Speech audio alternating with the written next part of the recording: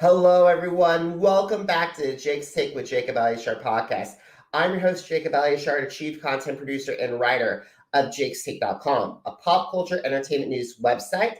Before we start our conversation, if you're watching us on YouTube, please give me a like and a subscribe. Also, if you're listening to on our audio channels, please, I would love a 5-star review and a new subscription. Thank you so much for doing that in advance. I am so excited today because I am talking with one of my favorite rising singer-songwriters. As of this recording, has over 2,000 followers on Twitter and 7.3 thousand Facebook fans.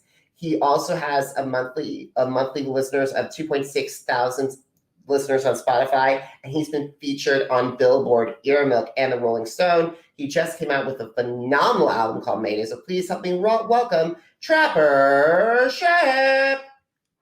Hey man, that was a very numerical introduction.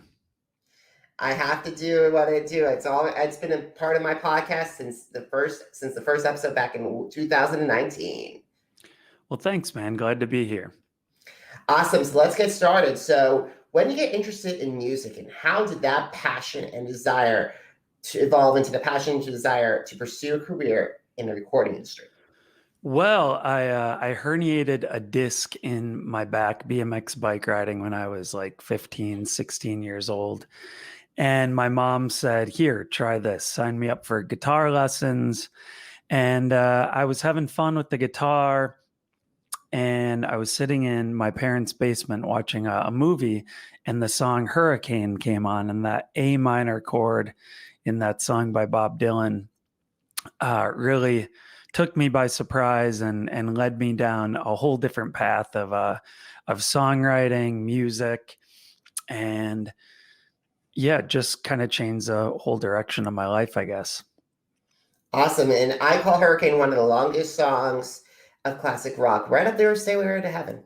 Yeah, it holds your attention the whole time. One of the great, I don't know if everyone likes the term story songs, but tells such a compelling story of Reuben Hurricane Carter, the man that was falsely accused of murder. Absolutely. It's a very powerful song. Alrighty, so let's talk about some music heroes. So who are your musical heroes, and how do they influence your sound? Oh man, I mean, there's so many, right? I mean, yesterday it could have been Joni Mitchell's Blue. The day before could have been, Tom Waits' Closing Time. Right now I'm looking at records by Joan Baez and Elton John. So, I mean, it changes all the time. But Dylan, of course, is a touchstone. Tom Petty, Bruce Springsteen. And then more modern stuff. I think Jenny Lewis is one of the great songwriters of our time. And guys like Charlie Parr from Minneapolis. I mean, I think he is one of the best guitar players in the game today. So it really ranges all over. I mean, I love jazz. I love hip hop too. I like listening to classical music, ambient music. Brian Eno. His album Music for Airports is one of my favorite records, a great album to sleep to, actually. So yeah, I'm kind of all over the map, but I think I covered some of my heroes there. Awesome. And speaking of Joni Mitchell, I just want to bring up, as we're recording this podcast, it was just announced that the Kennedy Center Honors has announced that she will be joining Bette Midler and Lorne Michaels and Motown's own legendary Berry Gordy as part of the next chapter of the Kennedy City Honors. So I want to send congratulations to all four of them. Nice. She's a legend. Absolutely. They're all legends. So I want to talk to you about the COVID-19 pandemic. So we know that shut down the entertainment industry and also with the recording industry. So how did you overcome that obstacle? Well, I don't want to get out the violin, the fiddle, and cry or anything, because everyone's life was radically changed. And I didn't have any personal loss close to me. And this thing is not over by any regards. But what we did to transition was we started doing some shows online, public ones, and then the ones that were really entertaining were the Zoom shows where, the private Zoom shows where people would get a couple drinks in them, loosen up a bit. And it just kind of was a really great way to connect with people on a personal level and kind of share stories behind the songs and all that. And so, of course, there's kind of a nice online community that comes out of that sort of thing. And then we also use the time to finish writing and recording the album Mayday. And it was a bit of an interesting writing process with my band. They live in Chicago and I'm here in Milwaukee.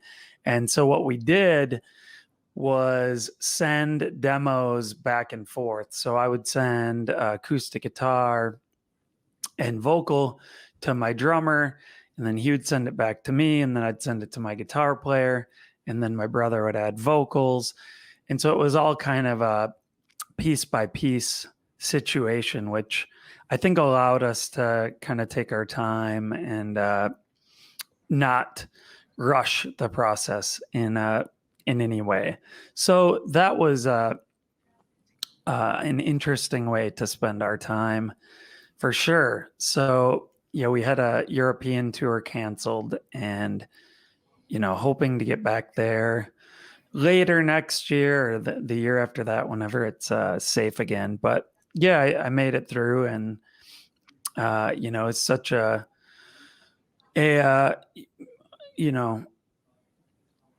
wild experience to be a human being on planet Earth right now. I mean, yeah. Absolutely. I gotta say, Mayday is a phenomenal record. It is a phenomenal record, and I loved every single minute of it. I love to learn some of the stories behind some of the album songs, because let's start with, if you don't mind. Yeah, of course. All right, so let's call River Called Disaster. I really love it. It was a very great song. Yeah, well, that was probably the first song I wrote on the album using a piano, and the first song I played piano on an album. And it's just a minor keyed blues sort of song, and revolving around the river as imagery. The rivers and bodies of water have been used in blues and roots and traditional music to communicate all sorts of messages. But I think using it in this song is sort of a force that keeps moving on, keeps flowing, despite what happens, what occurs. So I think that was sort of the inspiration there, using it in that way, like an old blues song.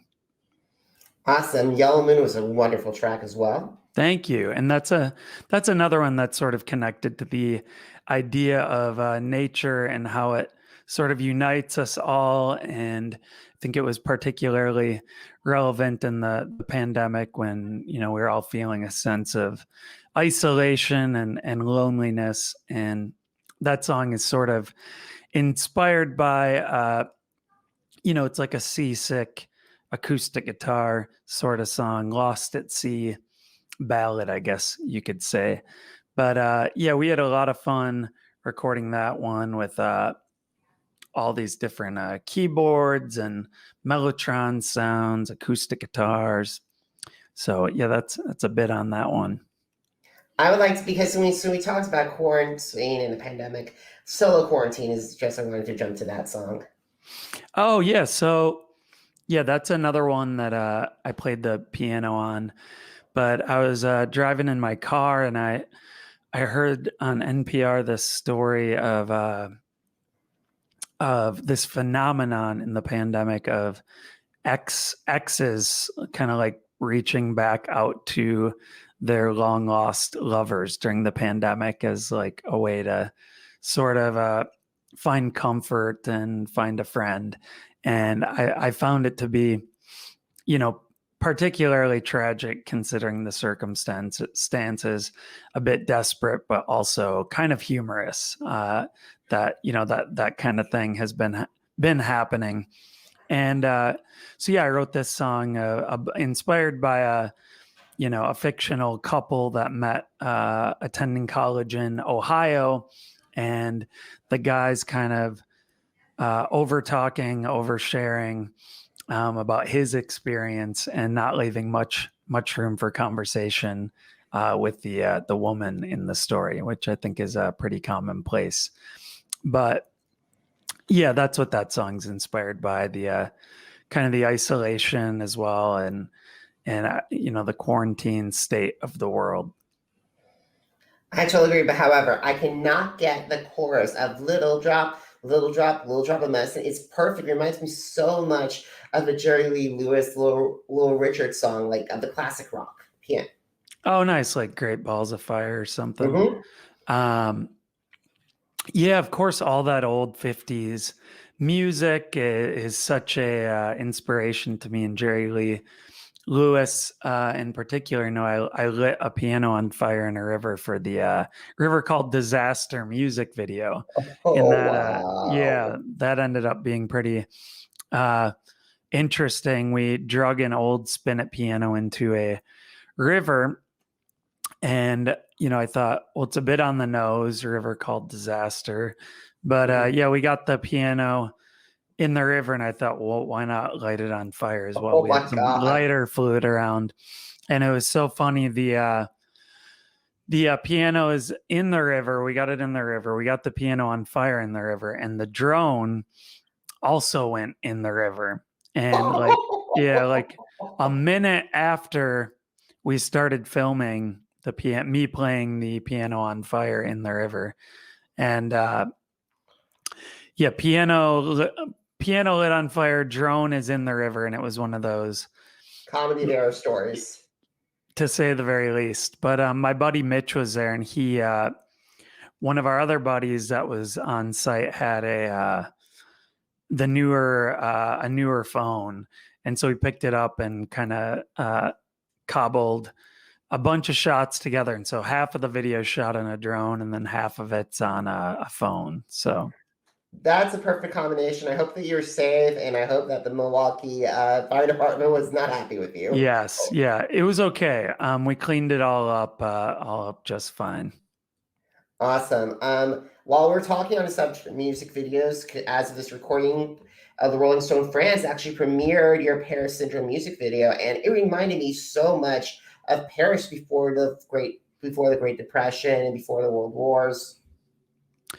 Yeah, so I think using that kind of footage and look from a bygone era was important to me, because I think, for one, I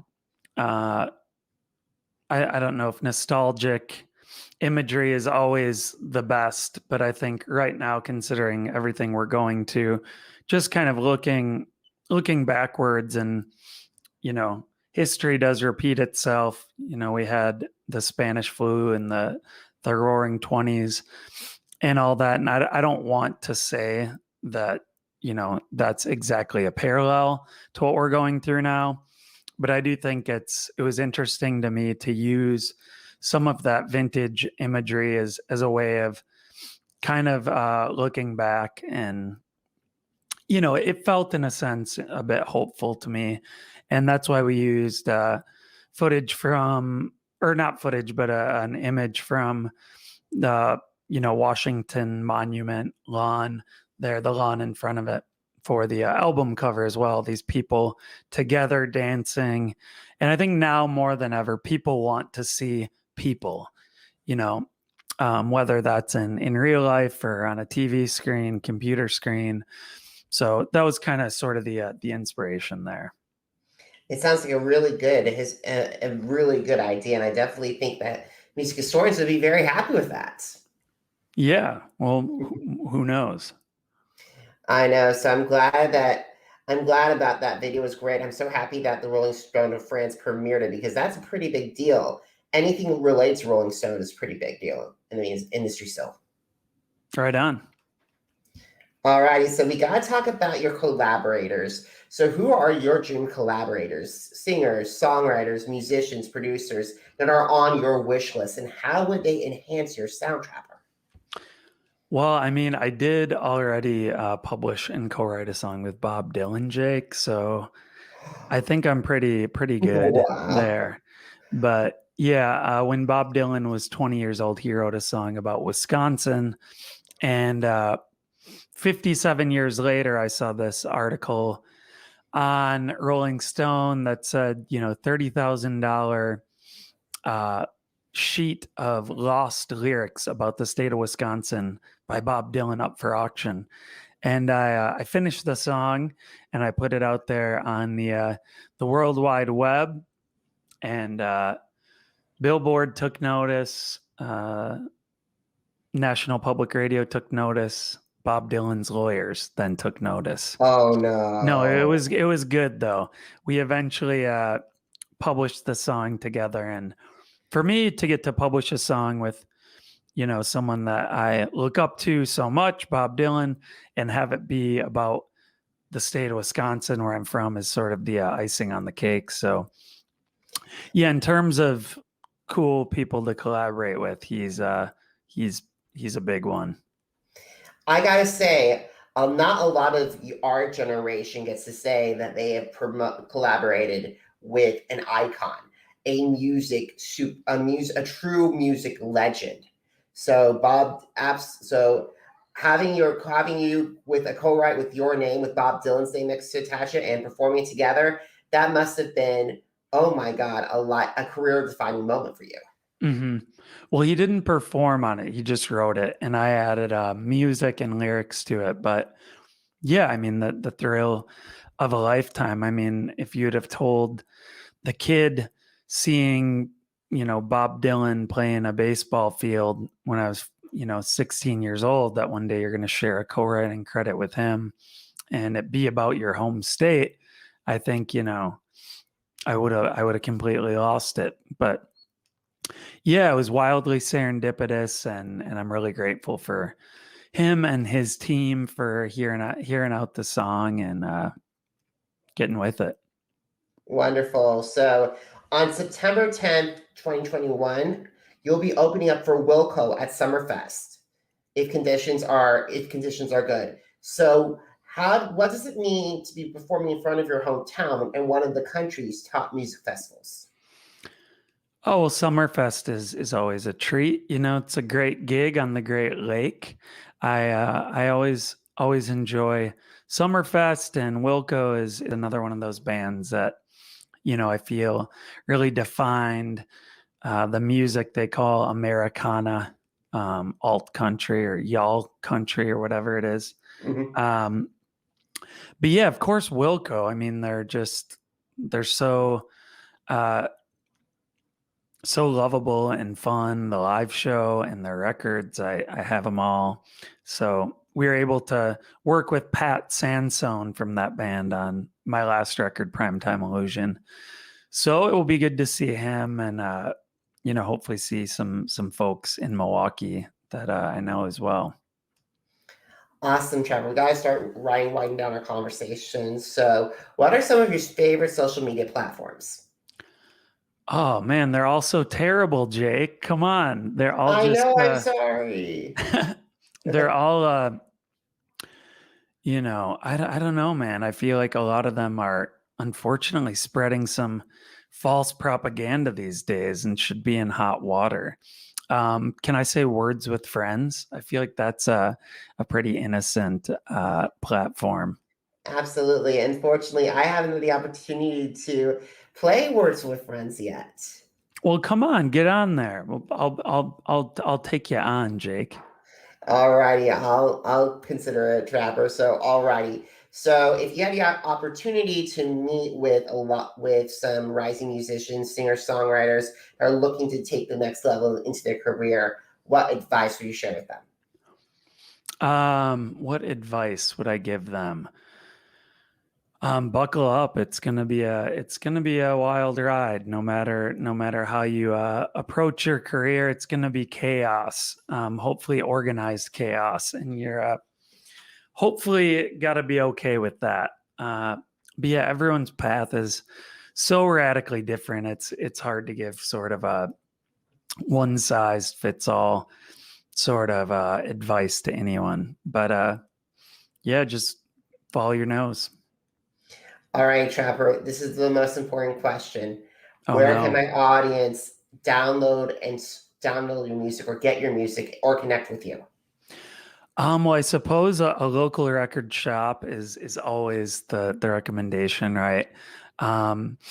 After that, you can go to my website, which is just www.trapperschoepp.com, and all the links to all the different social media and streaming platforms are there. Or you can come find me in the wild. I'm hopefully going to be starting to tour again more later this year, and yeah, I'm looking forward to getting back out there. Awesome, Trapper. If you ever come to Kansas City, please let me know. We do, yeah. I forget the little bar we play in Kansas City, but yeah, it's kind of a hip and happening city there. Absolutely, it is. I'm so glad to be back home. Alrighty, guys. If you missed an episode of the Jake's Take with Jacob Elyachar podcast, head to our channels on Apple Podcasts, Deezer, Google Podcasts, Spotify, and Spreaker. So just type in Jake's Take with Jacob Elyachar, JACOBELYACHAR. Once again, JACOBELYACHAR. Are you on social media? Because I'm on social media too. Facebook, Instagram, Twitter, and YouTube. Jacob Elyachar, JACOBELYACHAR. Trapper, it's Jake's Takes 10th anniversary. So my brand's been celebrating 1 decade. Happy 10, my friend. Go Chiefs. Thank you so much, Trapper. So if you want more interviews and articles and reviews, head to jakes-take.com. Once again, jakes-take.com. Now, if you're financially able to, please consider heading to my PayPal channel to help keep jakes-take.com, my platform, up and running.